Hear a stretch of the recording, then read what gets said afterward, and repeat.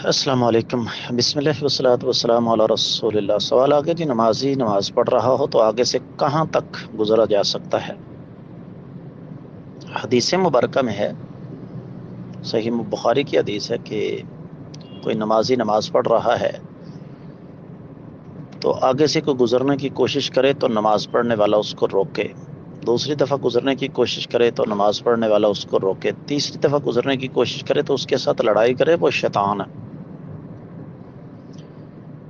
تو اس کا مطلب یہ ہوا کہ نماز پڑھنے کے دوران کوئی آگے سے گزرنے کی کوشش کرے تو اس کو روکنا چاہیے، اور حدیث میں روکنے کا ذکر ہے، آگے جا کے روکنے کا کوئی ذکر نہیں۔ یعنی حدیث میں ایسا کوئی تذکرہ نہیں کہ آپ آگے جا کر اس کو روکیں۔ تو آپ اپنی جگہ نماز ادا فرما رہے ہیں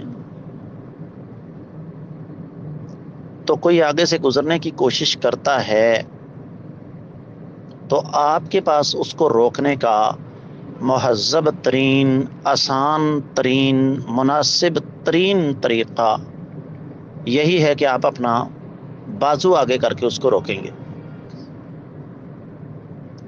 کوئی اور ذریعہ تو آپ کے پاس نہیں۔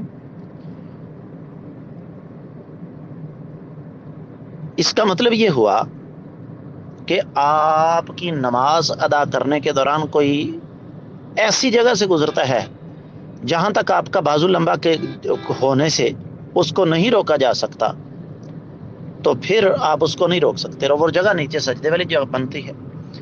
اس لیے یہاں سے اہل علم نے استدلال کیا ہے کہ ایک آدمی نماز پڑھ رہا ہے، اب یہ تو نہیں کہ اس کے سامنے اگر وہ 1.5 کلومیٹر لمبے میدان میں نماز پڑھ رہا تو آپ 1.5 کلومیٹر تک نہیں گزر سکتے۔ تو اس سے پتہ چلتا ہے کہ سجدے والی جگہ چھوڑ کر آگے سے گزرا جا سکتا ہے۔